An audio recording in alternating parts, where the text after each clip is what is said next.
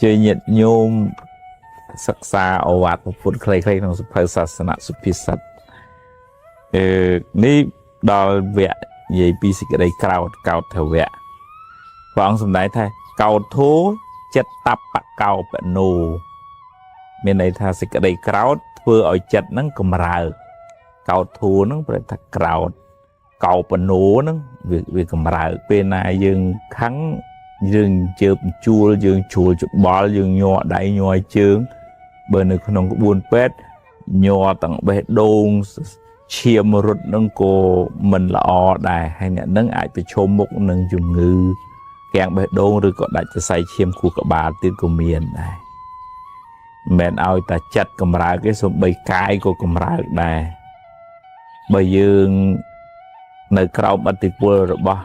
cầm hắn khôi cà vừa ở bạc bò thì cái đây sọc to luôn phong bạc bò đào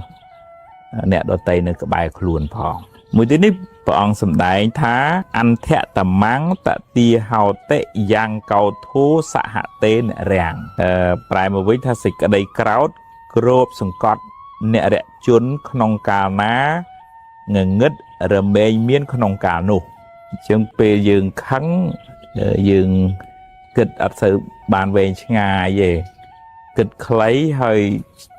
tràn pra hăng xa chỉ biết sầm đấy cay vì cao vậy tuột thẹn cái đi bánh bò tới châu cục châu chủ vạ từ chân dương cua trà ná cầm ao cầm hạt nắng về miền ở tịch pol khang pị một lời chỉ vật dương chỉ vật thay chuột nắng về nở gai bà pol ròm mình chỉ tì pin chất nó ở cả tô xạ chẳng pin là cả tô xạ cầm nọt đằng thấu chất ánh khăng tổ xạ nó màu đã chẳng dương ọt vô về chỉ mật thẻ về máu dương miền sạch tệ chỉ bòn miền bánh nhá chỉ nhẹ diêm phở dương cầm nọt đằng sạch tệ cầm nọt đằng tháo cầm hăng cả làng bánh nhá máu bình vô ơi cầm khăn ấy mình nâng tình trăng ơi khăn tới vừa bạ thật luôn ảnh nâng chẳng dương mình vô cầm hạt nắng mà ọc đừng luôn dương tới hãy coi dương vô tam sự phiêu vẹt thòm mà chia tới dương mình khăn khăn tới mình được nắng tụi bạn này say màu chăng vậy đây và đỡ thá nơi tại thá bên này mình miên cầm hăng chọp tới chùm mũi tề bà miên cầm hăng chọp tới chùm mũi coi chập plap đồ đại nếp vang sầm đại mũi tiết thá cầu thố tôm mê thẹ cô chả rào xịt cái đây kéo chia cô chó rồi bao mà nuôi lùng ngôn anh ấy mà dưỡng chơi chật phở bịa mùi tham mô bằng nuôi lùng ngôn nó trôi chật là mô lùng măng trông chẳng chê quay tuột thẹ phật si chluột ở đây chluột của buôn vay côn vay chào anh nâng thà mà nuôi lùng ngôn nó chịt trôi chật pra ông pư hằng xa chẳng bọn pra bịa nông trái bịa đó thà chỉ ti cô cho bên này thầm nu cào nó cho chật vừa chẳng mà chỉ nói trên nếp bọn sầm đại thá tô sáo cao thạ sầm một thàn nào tô miên xịt ở đây cào chia sầm một thàn tô cầm ho tèng cài vì cha chật rồi hốt nè khá chọp cục chọp cho vạ nắng đôi xa miên xịt ở đây crowd nó chỉ hại sầm một thàn nó phải chỉ hại tôi thấy dương khăn mà plate chống vô cái phướng banh tung vô cái bắt cặp cái này rồi có về khác khăn cái và lan chống một ấy bị crowd ý chân tới máu cu nạ slap mình nu rồi cái chọp cục chọp cho vạ chân từ tiết của miền này thì bọn sầm đại mũi tiết cao thang khét phá sọc hàng xê tệ ta xâm lập xịt đầy crowd bán tụm nơi chỉ sọc thầy dừng riêng miền khăn tây miền ọt thôn miền cả ọt áo dục dúl miền bà nhà chẳng mến anh ấy tha ọt to bên là khăn không đá ư nắng mình chưa mua tham miền khăn tây thế អ្នកនឹងបង្ក្រាបខន្តីនឹងនៅខាងក្នុងតាមរយៈព្រះធម៌តាមរយៈសតិបញ្ញាស្មារតីបើទោះជាមានរឿងអីកើតឡើងខាងក្រៅក៏វាអត់រំជើបរំជួលដែរដូចដបោកអញ្ចឹងដូចភ្នំថ្មតាន់អញ្ចឹងទោះជាខ្យល់ព្យុះក៏វាអត់អង្គើដែរយ៉ាងណាចិត្តរបស់យើងហ្នឹងជាពិសេសដូចព្រះអរហន្តដែលលោកអស់នៅកិលេសរំជើបរំជួលទៅអត់ទៅកើតទុកនឹងរឿងខាងក្រៅនឹងដោយសារគេជេរដោយសារគេមិនគោរពអីនាំឲ្យកើតទុកអត់ទេពីព្រោះលោកអស់គ្រឿងទាស់នៅខាងក្នុងចិត្តហើយអនុមោទនានេះនិយាយពីសេចក្តីក្រោធនេះព្រះអង្គសម្ដែងថាកោធនោទុបបណោហោតេអ្នកក្រោធជាអ្នកមានសម្បុរអាក្រក់កោធនោសេចក្តីក្រោធទុប្រែថាអាក្រក់វណ្ណៈទុបវណ្ណៈប្រែថាពណ៌សម្បុរអាក្រក់នឹងយើងខឹងទៅមុខកញ៉េកញើមុខជ្រួញមុខក្រហមហើយបច្ចុប្បន្នមុខអាក្រក់ទៅមុខទៀតក្នុងធម៌និយាយពីកម្មនាំឲ្យកើតមកអត់ស្អាតគេអត់ចូលចិត្តអត់ស្រស់ឯមុខនោះដូចក្រូចសើចចឹងហ្នឹងអ្នកដែលសំខឹងច្រើននាំឲ្យរូបអាក្រក់មកចំណុចទៀតនេះព្រះអង្គសម្ដែងថាទុក្ខំសយតិកោធនោសយតិភេទដេកទុក្ខំបជាទុក្ខអញ្ចឹងអ្នកក្រោតហ្នឹងតែងដេកជាទុក្ខទាំងដេកទាំងដើរទាំងឈរទាំងអង្គុយហ្នឹងប៉ុន្តែក្នុងកន្លែងហ្នឹងព្រះអង្គសម្ដែងដេកវាមិនសុខវាមួវាម៉ៅវាចេះតែគិតខឹងគុំចង់ធ្វើម៉េចឲ្យគេក្តៅប៉ុន្តែមុនខ្លួនឯងហ្នឹងក្តៅមុនគេហើយនេះព្រះអង្គសម្ដែងថាកោធាំងខេតថ្វាអ្នកសោចិត្តិសម្រាប់សេចក្តីក្រោធបានមិនមានសេចក្តីសោកជាខាងក្រោយទេមិនធ្វើកំហុសមិនជ្រុលជ្រោះពាក្យសម្ដីមិនធ្វើអីដែលបំរើកំហឹងនាំឲ្យមានទោសជាប់គុកជាប់ច្រវាក់អញ្ចឹងអាត្មាធ្លាប់ជួបញាតិញោមខ្លះដែលគាត់ខឹងទៅវាយមុងម៉ាំងភុងផាំងចុងក្រោយគេដកសាក់ចេញពីស្មាហើយជាប់គុកជាប់ច្រវាក់កូនប្រពន្ធនេះធ្លាក់ខ្លួនអត់មានអ្នកជំហរក្នុងគ្រួសារនឹងដោយសារកំហឹងវាធ្វើឲ្យមានសេចក្តីសោកអញ្ចឹងនេះព្រះអង្គសម្ដែងថាកោធៈសម្មតៈសម្មតោអាយសខាំងនិគាចតិព្រះអង្គថាអ្នកស្រវឹងស៊ុបដោយសេចក្តីក្រោធតែងដល់នៅភាពជាអ្នកឥតយុស័កចងេងចងាងនិយាយអត់ដឹងក្បាលដឹងកន្ទុយអត់ចេះគោរពគេអត់ចេះគោរពឯងអាហ្នឹងវាអាប់យុសអត់មានគេស្រឡាញ់គេចូលចិត្តទេកិត្តិយសគេឈ្មោះទៅណាក៏មិនល្អដែរអញ្ចឹងយើងព្យាយាមគ្របសង្កត់រក្សាកាយវាចាឲ្យបានល្អតាមរយៈមានខន្តីគ្រប់គ្រងចិត្តរបស់យើង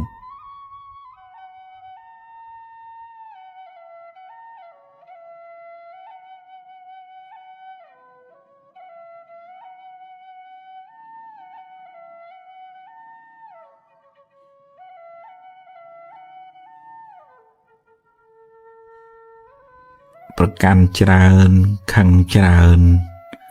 លើសលួអីតិចតួចឆាប់ឈួលក្តៅក្រហាយច្រឡោតទុកមិនបានឡើយងាកទៅណាក៏ទឹះគិតរឿងអីក៏នាំឲ្យមួម៉ៅហើយចូលចិត្តរំលឹករំលើករឿងដដែលរហូតដល់គេធុញគេលែងចង់ស្ដាប់បើអ្នកបណ្ដែតបណ្ដោយចិត្តអ្នកយូរទៅផ្លូវចិត្តអ្នកនឹងមានវិបត្តិជីវិតអ្នកនឹងក្រៀមក្រំរោគសុខមិនសូវឃើញឡើយការប្រកាន់ច្រើនព្រោះចិត្តមានមានះច្រើនមានទោសៈច្រើនភ្លើងឆេះក្នុងចិត្តច្រើនអ្នកប្រទុសរាយនឹងអារម្មណ៍ក៏ច្រើនហើយធ្វើឲ្យចិត្តអ្នក ក្រហល់ក្រហាយក៏ច្រើនដែរ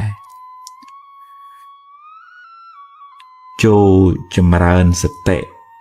កំណត់ដឹងថាចិត្តខឹងចិត្តប្រកាន់ច្រើននោះជាចិត្តមិនល្អជាចិត្តមានមេរោគដែលនាំឲ្យជីវិតអ្នកអាប់អួរហើយរៀនដូរចិត្តដូរអារម្មណ៍មកគិតរឿងថ្មីរឿងល្អរឿងជាកុសលវិញម្យ៉ាងទៀតអ្នកត្រូវរៀនទទួលស្គាល់ថាមនុស្សមិនដូចគ្នាទេម្នាក់សន្សំនិស្ស័យមកខុសគ្នារបៀបគិតក៏ខុសគ្នាដែរព្យាយាមចម្រើនបញ្ញាកំណត់ដឹងថាអ្វីមិនចេះតែបានតាមចិត្តអ្នកបង្ខំទេមានហេតុគ្រប់ទើបផលអាចកើតឡើងបានបើហេតុមិនគ្រប់ទោះអ្នកបង្ខំយ៉ាងណាក៏មិនបានឡើយវាមានតែធ្វើឲ្យអ្នកខ្វល់ខ្វាយចិត្តខ្លាំងតែប៉ុណ្ណោះរៀនទទួលស្គាល់ការពិតថាជីវិតនេះពេលខ្លះបានដូចចិត្តពេលខ្លះមិនបានដូចប្រាថ្នាទេជាសច្ចភាពនៃជីវិតម្យ៉ាងទៀតរៀនចម្រើនមេត្តាផ្ដល់សេចក្តីស្រឡាញ់ឲ្យខ្លួនឯងថាសូមឲ្យខ្ញុំបានសុខកុំឲ្យមានទុក្ខសូមឲ្យខ្ញុំបានសុខកុំឲ្យមានទុក្ខសូមកុំឲ្យខ្ញុំខឹងគេសូមកុំឲ្យខ្ញុំចងពៀនឹងគេរៀនផ្សាយមេត្តាដល់ខ្លួនឯងរឿយបន្តិចម្ដងរួចពង្រីកសេចក្តីស្រឡាញ់នោះដល់សពសត្វទាំងអស់សូមឲ្យសពសត្វទាំងអស់បានក្តីសុខរួចផុតពីទុក្ខសូមឲ្យសពសត្វទាំងអស់បានក្តីសុខរួចផុតពីទុក្ខទម្លាប់ចម្រើនមេត្តារឿយ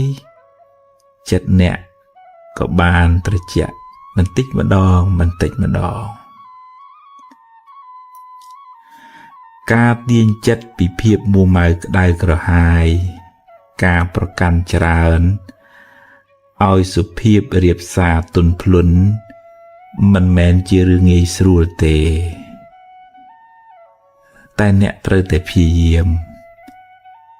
ត្រូវរៀនកែទម្លាប់ទាស់ចិត្តច្រើនចេញរៀនដូរចិត្តដូរអារម្មណ៍រៀនទទួលស្គាល់ការពិតថាអ្វីមិនស្ថិតនៅក្រោមការបង្គាប់បញ្ជារបស់អ្នកឡើយធម៌ទាំងឡាយជាអនត្តារៀនព្រមរៀនទទួលស្គាល់ការពិតចិត្តអ្នកនឹងបានធូរស្បើយពីទុក្ខកង្វល់មិនខាន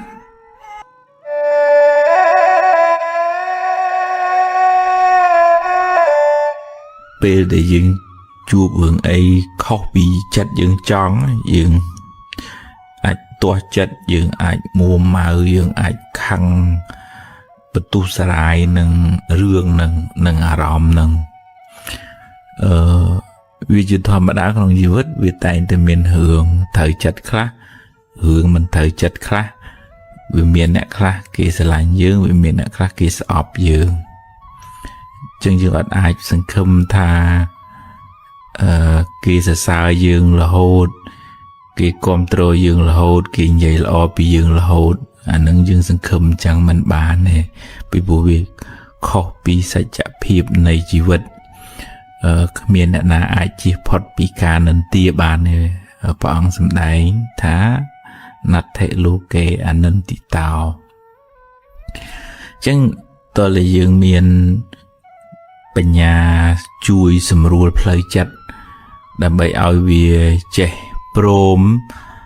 ទទួលយកនៅអារម្មណ៍ទោះជាអារម្មណ៍នឹងល្អក្តីអារម្មណ៍នឹងមិនល្អក្តីពាក្យសម្ដីនឹងពិរោះក្តីមិនពិរោះក្តីទទួលដោយន័យថា ក្នុងជីវិតនេះយើងមិនអាចទៅខាត់ខាំងថាមាត់គេមិនឲ្យគេនិយាយអញ្ចឹងឬក៏ហាមខាត់ថារឿងនឹងមិនឲ្យកើតឡើងហាមអត់បានទេយើងអត់មានសមត្ថភាពទៅខាត់រឿងនឹងបានទេអ្វីដែលយើងអាចធ្វើបានគឺយើងយកមកវិភាគពិចារណាថារឿងហ្នឹងបើជារឿងល្អយើងកំណត់ដឹងដោយបញ្ញាថាជាផលរបស់បុណ្យជាផលនៃការព្យាយាមប្រឹងប្រែងតស៊ូរបស់យើងទើបបានទទួលរឿងល្អហ្នឹងមកហើយបើជួបរឿងមិនល្អក៏ត្រូវមានបញ្ញាកំណត់ដឹងថានឹងក៏ជាផលនៃអំពើមិនល្អផលនៃការខ្ជិលឬក៏ផលនៃការមិនយកចិត្តទុកដាក់របស់យើងទើបបានរឿងនឹងកើតឡើងវាអាចមានហេតុពីអតីតហើយនឹងហេតុបច្ចុប្បន្នបូកផ្សំគ្នាទើបវាចេញទៅជារឿងផលល្អនិងផលអាក្រក់នឹងជាយើងមានបញ្ញាមួយនៅអមជាមួយចិត្តនឹងជួយខ្សឹបប្រាប់ចិត្តនឹងជួយពន្យល់ប្រាប់ចិត្តនឹងថានឹងឯជីវិតនឹងវាត្រូវតែប្រឈមមុខអញ្ចឹងឯងហើយយើងទទួលដោះស្រាយមិនមែនថាអញ្ចឹងមិនទៅជួបរឿងអីក៏រឿងទៅអញមិនខ្វល់មែនទេក្នុងន័យនេះតាមន័យនៅក្នុងអភិធម្មថាអកុសលវិបាកដែលយើងជួបហើយផលនៃបាបហ្នឹងយើងរត់ទៅណាក៏រត់មិនរួចដែររត់ចូលក្នុងព្រៃឡើងលើភ្នំចូលរូងក្តាមក៏អកុសលហ្នឹងវាតាមយើងដែរសូម្បីតែបានត្រាស់ជាពុទ្ធហើយអកុសលកម្មចាស់ហ្នឹងវានៅតាមពុទ្ធនឹងបានទៅទៀតរឿងអីថាវាមិនអាចមកតាមយើងជាមនុស្សសាមញ្ញបានហើយកម្មហ្នឹងមិនមែនជាអ្នកណាជាអ្នកសាងគឺយើងជាអ្នកសាងហ្នឹងឯងយើងជាអ្នកសាងហេតុនៃរឿងអាក្រក់ហ្នឹងយើងជាអ្នកសាងហេតុនៃរឿងល្អហ្នឹងហើយយើងជាអ្នកទទួលរឿងអាក្រក់និងរឿងល្អហ្នឹងយើងមិនអាចបន្ទោសព្រះប្អិនព្រះអង្គណាបានទេយើងនឹងជាអ្នក design ជីវិតឲ្យខ្លួនឯងហ្នឹងឯងបើទោះជាទេវតាប្អិនលោកមកជួយយើងក៏តើយើងនឹងមានបុណ្យនឹងឲ្យទេវតាប្អិននឹងជួយយើងដែរបើយើងខ្វះបុណ្យលោកចង់ជួយក៏ជួយយើងមិនបានដែរលោកអាចមានចិត្តអាណិតតែប៉ុន្តែមិនដឹងធ្វើម៉េចសត្វលោក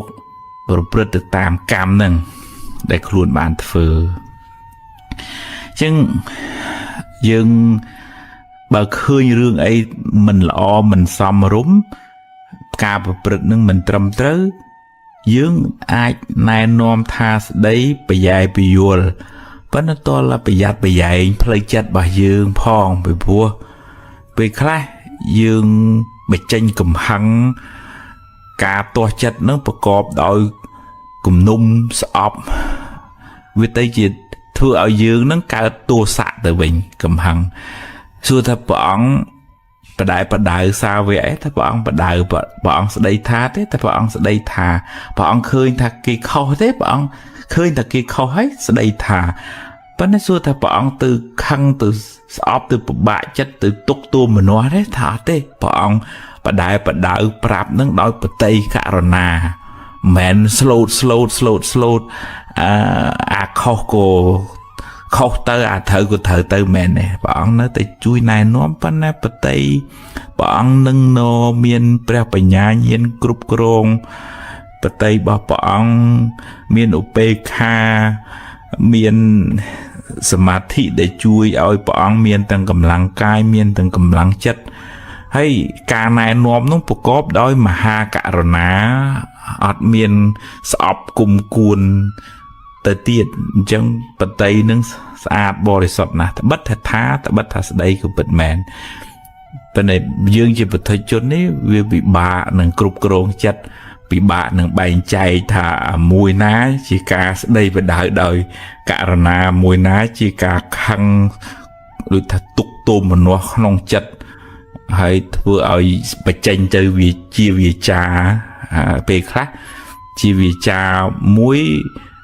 ណែនាំបដៅមិនប៉ុន្តែដោយកំហឹងទៅវាធ្វើឲ្យ កើតតិចជាទោសៈទាំងយើងអ្នកនិយាយអ្នកស្ដាប់នោះក៏កើតទោសៈត្បិតថាការណែនាំហ្នឹងឃើញកំហុសហ្នឹងវាខុសជាងក៏ពិតមែនហើយចឹងបានថាការតែរក្សាចិត្តឲ្យបានល្អនេះមិនមែនជារឿងងាយទេចឹងតើតែយើងរៀនកំណត់ដឹងថារឿងវាមិនអាចកើតឡើងតាមយើងចង់គ្រប់រឿងទេមនុស្សមិនអាចធ្វើត្រូវចិត្តតាមយើងប្រាថ្នាបានគ្រប់គ្នាទេគេមិនចេះតែធ្វើល្អជាមួយយើងនិយាយសរសើរយើងរហូតទេរឿងវាមានទាំងសងខាងវាមានទាំងល្អមានទាំងមិនល្អអញ្ចឹងព្រះអង្គឲ្យយើងរៀនកាត់ទោមនោះចំពោះរឿងមិនល្អហើយនឹងសោមនោះឬក៏អភិជាជាប់ជំពាក់នឹងរឿងល្អព្រះអង្គឲ្យយើងដើរផ្លូវកដាលវិញរឿងល្អរឿងមិនល្អកើតឡើងទទួលដោះស្រាយធ្វើដំណើរទៅមុខមិនឲ្យជាប់ជំពាក់ទាំងសងខាងអានឹងទើបយើងមិនសូវកើតទុកខ្លាំងខ្មោចអតីតកាលរឿងរ៉ាវមិនល្អបានឆ្លងកាត់ជីវិតអ្នកផុតទៅហើយវាបានកន្លងហួសទៅហើយសូមកុំហៅវាមកវិញអីអនុញ្ញាតឲ្យវារលត់ទៅចុះការមួម៉ៅក្តៅក្រហាយស្ដាយក្រោយជាការហៅរឿងអាក្រក់នោះមកកាន់ជីវិតអ្នកជាថ្មីអ្នកនឹងត្រូវរងទុក្ខជាថ្មីម្ដងហើយម្ដងទៀតបាបកម្មចាស់នាំឲ្យអ្នកជួបរឿងមិនល្អទោះអ្នកខំជៀសទៅណាក៏គេចមិនផុតដែរព្រោះកម្លាំងអ្វីស្មើនឹងកម្លាំងកម្មមិនមានឡើយរៀនទទួលរៀនដោះស្រាយហើយកុំបង្កើតបាបថ្មីអីបាបថ្មីគឺភាពមួម៉ៅក្តៅក្រហាយនឹងរឿងនោះឯងអ្នកឈ្មោះថាបានបង្កើតបាបថ្មីហើយបាបថ្មីនោះនឹងនាំឲ្យអ្នកកើតទុក្ខកាន់តែខ្លាំងឡើងរឿងអាក្រក់ដែលបានកើតឡើងឧបមាដូចជាពពកខ្មៅបក់ផាត់មកបាំងពន្លឺជីវិតអ្នកហើយវាក៏បានបក់ផាត់ផុតទៅហើយអ្នកមិនគួររត់តាមពពកខ្មៅនោះទៀតទេគួរចាប់ការងារថ្មីទទួលពន្លឺថ្មីសាងអំពើល្អថ្មីដើម្បីទទួលបានលទ្ធផលថ្មីដែលអ្នកប្រាថ្នាខ្មោចអតីតកាលបានលងបន្លាចអ្នករួចម្ដងទៅហើយកុំបណ្ដោយឲ្យវាមកលងបន្លាចអ្នកម្ដងទៀតអីម្នាក់ហ្នឹងសុទ្ធតែត្រូវប្រឈមមុខដោះស្រាយបញ្ហារៀងខ្លួនទៅតាមធម៌ទៅតាមកម្លាំងបុណ្យរៀងខ្លួនទៅអ្នកណាធ្លាប់ធ្វើបុណ្យមកច្រើនទៅក៏មិនសូវបញ្ហាច្រើនអ្នកណាធ្វើបុណ្យតិចមកជួបបញ្ហាស្មុគស្មាញច្រើនហើយទៅដល់ណាក៏ជួបអ្នកណាក៏មានបញ្ហាដែរស្រុកអាមេរិកស្រុកបារាំងអូស្ត្រាលីណាក៏មានបញ្ហាដែរដរាបណាចិត្តរបស់យើងនឹងវានៅអកុសលមួម៉ៅជាប់ជំពាក់ហួងហែងប្រកាន់ចំណែននិន្ទាឈ្នានេះច្រើននឹងសេចក្តីទុក្ខក្នុងចិត្តនឹងក៏ច្រើនដែរអញ្ចឹងយើងមិនអាចសង្ឃឹមថា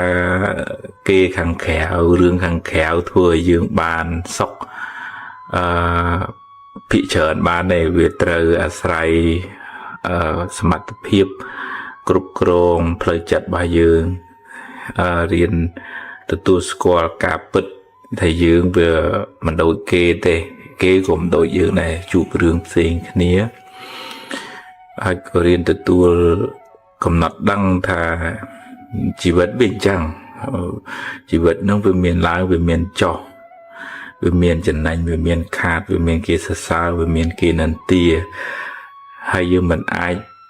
ប្រកបថាត្រូវតែចេះបានបើមិនចឹងទេអញអ្នកកើតទុកហើយហ្នឹងយើងនឹងឯងអ្នកកើតទុកខ្លាំងបើយើងបខំរឿងឲ្យតាមចិត្តយើងរហូតនិយាយចឹងមិនបានន័យថាយើងបដោយអាម៉េចទៅទេយើងនៅតែកែគុណយើងនៅតែដោះស្រាយប៉ុន្តែត្រូវតែទទួលស្គាល់ការពិតថាខ្ញុំដោះអស់ប៉ុណ្ណឹងហើយសមត្ថភាពខ្ញុំមានប៉ុណ្ណឹងបុណ្យខ្ញុំមានប៉ុណ្ណឹងអញ្ចឹងយើងមិនសូវជាទុកទោមនោះពេកទេបើគេឧទាហរណ៍ថាគេរកស៊ីមានបានល្អអញ្ចឹងយើងអត់មានទៅចំណែននិន្ទាឈ្នានេះទេពីព្រោះជាកម្លាំងបុណ្យរបស់គេហើយកំណត់ដឹងថាចំណែននិន្ទាឈ្នានេះនឹងជាសារជាតិពុលធ្វើឲ្យចិត្តរបស់យើងក្តៅក្រហាយទេភ្លើងទេអាហ្នឹងមិនមែនជាមិត្តមិនមែនជាសម្លាញ់ទេសម្លឹងឃើញអំពីដំណើរហេតុផលអញ្ចឹងយើងកាត់បន្ថយយើងកំណត់ដឹងថាស្អីវាមានហេតុរបស់វាមិនមែនជារឿងចៃដន្យទេវាមានហេតុគ្រប់គ្រាន់បានកើតឡើងវាដូចជាថាយើងដាំស្រូវអញ្ចឹងវាស្រូវស្រាល3ខែវាទុំហើយស្រូវធ្ងន់វា6ខែអញ្ចឹងទៅដាំស្វាយប្រហែល3ឆ្នាំបានវាឲ្យផលអញ្ចឹងយ៉ាងណាយើងកំណត់ដឹងថារឿងក្នុងជីវិតនេះវាមានឥទ្ធិពលពីកម្មចាស់មកផងហើយនឹងអាស្រ័យកម្មថ្មីដែលយើងផឹងផែងយើងតស៊ូយើងមានចំណេះដឹងបញ្ញាស្មារតីយើងខ្សែគប់ត្រូវនឹងទៅវាបានល្អប្រសើរប៉ុន្តែវាមិនអាចបានល្អសម្រាប់គ្រប់រឿងបានទេយើងត្រូវកំណត់ដឹងថាអញ្ចឹងបើប្រៀបទៅថាយើងដាំទឹកវាត100អង្សាបានវាពុះបើយើងទឹកបាន80យើងយំសោកបោកខ្លួនក៏វាអត់ពុះដែរយ៉ាងណាក្នុងជីវិតហ្នឹងបើបុណ្យមិនគ្រប់ការព្យាយាមមិនដល់ទេវាខ្វះបុណ្យណាអញ្ចឹងវាអត់បានទេអញ្ចឹងវាតលហ៊ានព្រមថាអញមានបុណ្យប៉ុណ្ណឹងផឹងតទៅទៀតទៅមិនកើតទុកជាមួយនឹងដូចថាអ្វីដែលយើងមិនបានសម្រេចដោយប្រាថ្នាហ្នឹងឯងប៉ុន្តែយើងនៅតែផឹងប្រែងបន្តទៅទៀតហ្នឹងហើយអាហ្នឹងទើបយើងមិនសូវកើតទុក